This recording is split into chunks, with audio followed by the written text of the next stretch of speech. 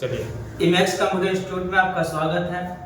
इस वीडियो में सीखेंगे हम लोग बैंकिंग, CHSL, रेलवे, CGL और जूनियर इंजीनियर का आपका कुछ क्वेश्चन है जो इसके हम लोग प्रैक्टिस करना सीखेंगे और सभी कॉम्पिटिटिव एग्जाम्स का प्रिपरेशन करना सीखेंगे। यहाँ पर जैसे यहाँ पर आपका फर्स्ट क्वेश्चन देख रहा हूँ। यहाँ पर आपका जूनियर इंजीनियर 2024 में जो एग्जाम हुआ था सिविल पेपर 1, यहाँ पर आपका क्वेश्चन पूछा गया है which keyboard shortcut can be used to print the Microsoft Word document. Microsoft Word document में प्रिंट के लिए कौन सा शॉर्टकट की का यूज किया जाता है, यहाँ पर हम लोग देखेंगे। जैसे Ctrl+P आपका प्रिंट का शॉर्टकट की होता है।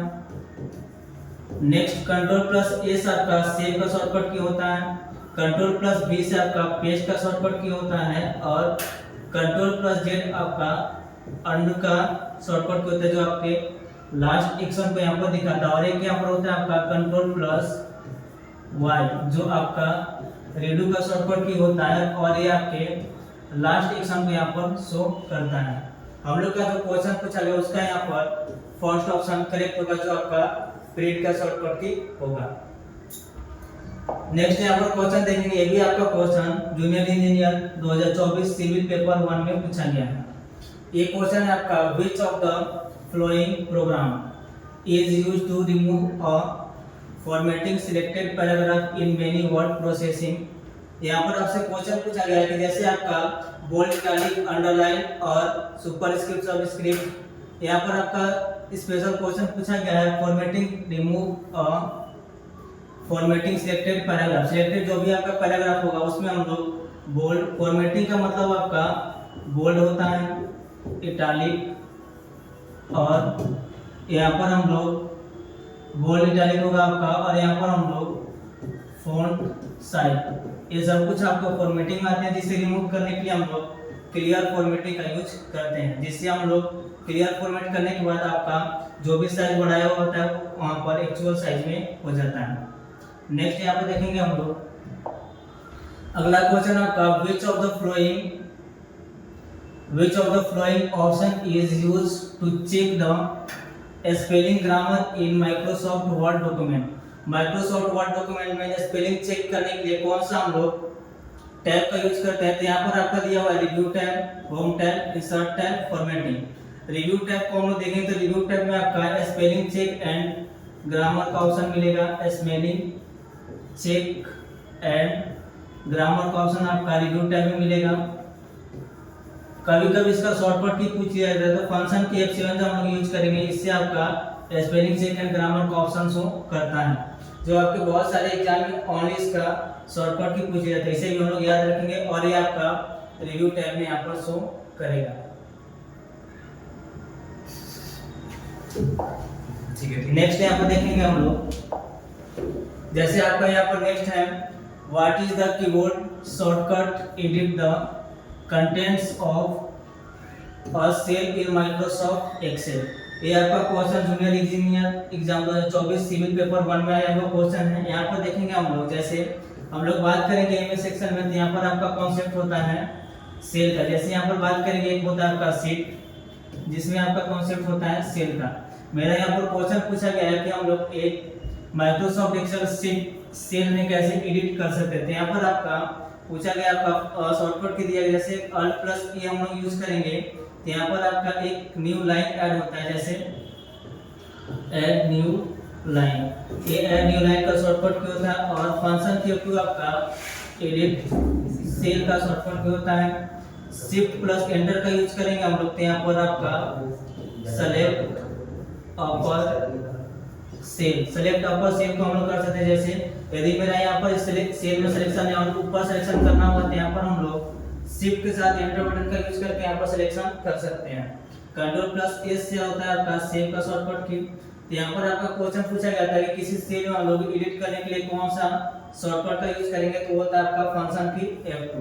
यदि हम लोग किसी सेल में लिखा हुआ जो भी कंटेंट हो, जैसे यहाँ पर मान लेते हैं हम लोग इंडिया यहाँ पर लिखा हुआ, इसमें और कुछ ऐड करना हुआ तो इसके लिए यहाँ पर हम लोग इसके ऊपर डबल क्लिक करेंगे तो भी आपका यहाँ पर एडिट हो जाता है और फंक्शन की F2 से हम लोग सेल में एडिट करना सीखेंगे। नेक्स्ट क्वेश्चन देखेंगे यहाँ पर हम लोग। यहाँ पर आपका जूनियर इंजीनियर 2024 मैकेनिकल पेपर 1 में यहाँ पर आया होगा क्वेश्चन है। जैसे यहाँ पर आपका क्वेश्चन पूछा गया इसमें, which of the following is the correct option for using justify alignment to a paragraph in document. यहाँ पर हम लोग अलाइनमेंट के बारे में देखेंगे तो एमएस वर्ड में आपके 4 टाइप का अलाइनमेंट होते हैं और एमएस एक्सेल में आपका 9 टाइप का अलाइनमेंट होता है। यहाँ पर हम लोग फिलहाल बात करने वाले हैं एमएस वर्ड में कितने टाइप का अलाइनमेंट होते हैं। तो यहाँ पर आपका 4 टाइप का अलाइनमेंट होता है। जैसे यहाँ पर बात करेंगे हम लोग, फर्स्ट यहाँ पर देख लेंगे, फर्स्ट, सेकेंड और थर्ड और एक आपका फोर्थ यहाँ पर अलाइनमेंट होता है। यहाँ पर हम लोग अलाइनमेंट के बारे में डिस्कस कर लेंगे। फर्स्ट अलाइनमेंट जो आपका लेफ्ट साइड में लिखा हुआ सारा कंटेंट आता है, इसका शॉर्टकट क्या होता है, Ctrl+L।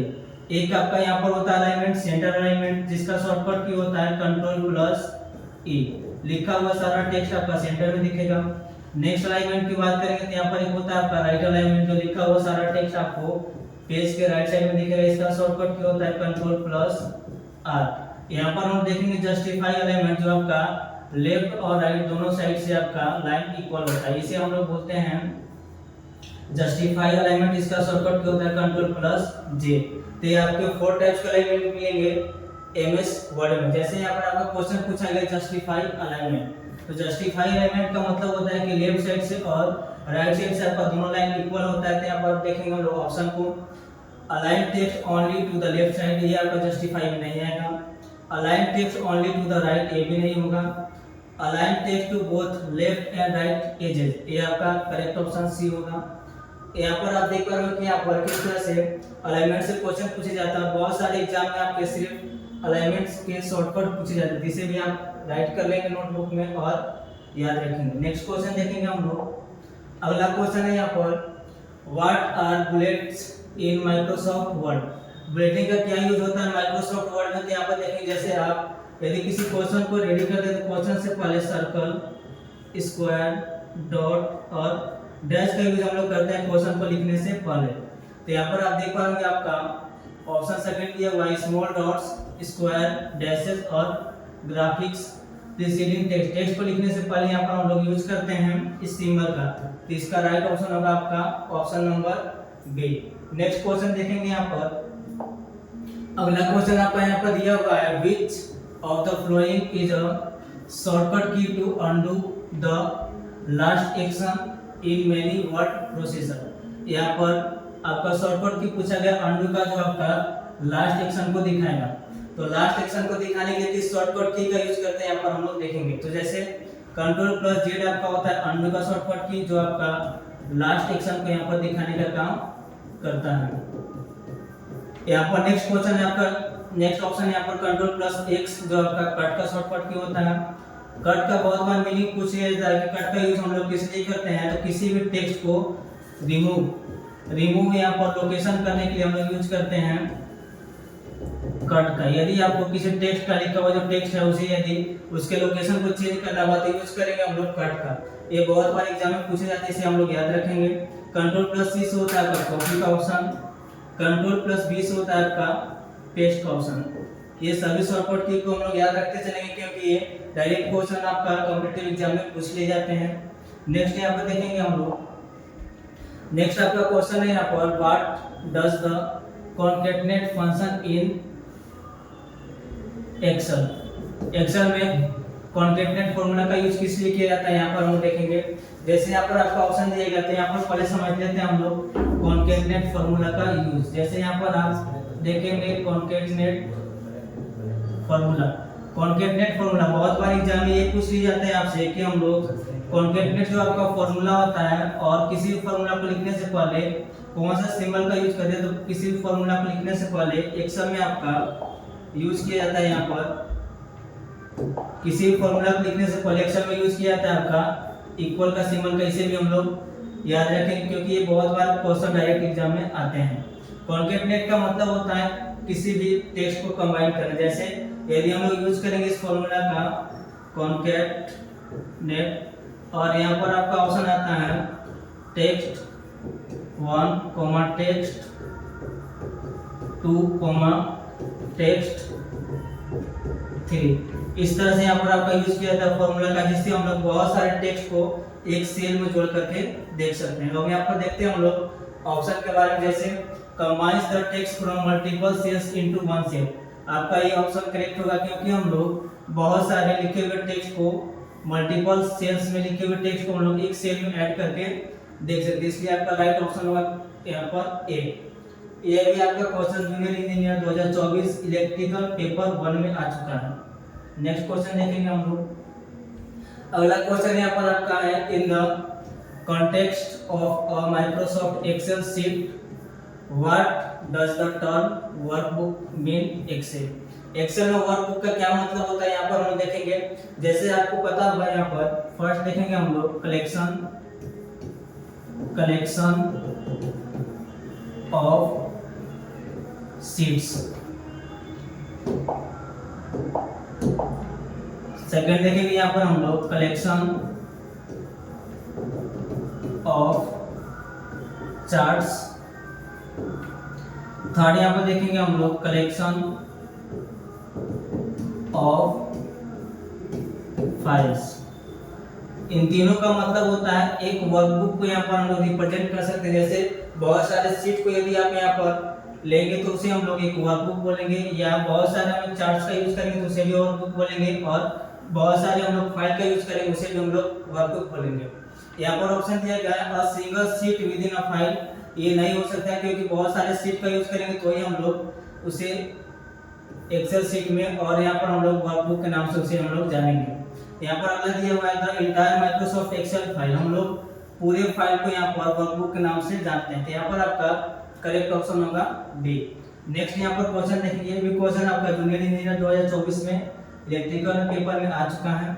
अगला क्वेश्चन यहाँ पर देखेंगे हम लोग, the default width of a column in MS Excel. जैसे यहाँ पर आपको पता होगा कि यहाँ पर शीट का कॉन्सेप्ट होता है एमएस एक्सेल में, और इस तरह से आपका शीट होता है। शीट में आपके सेल का कॉन्सेप्ट होता है, यहाँ पर आपका सेल बना हुआ है, ये आपका होता है यहाँ पर कॉलम, और ये होता है आपका यहाँ पर रो।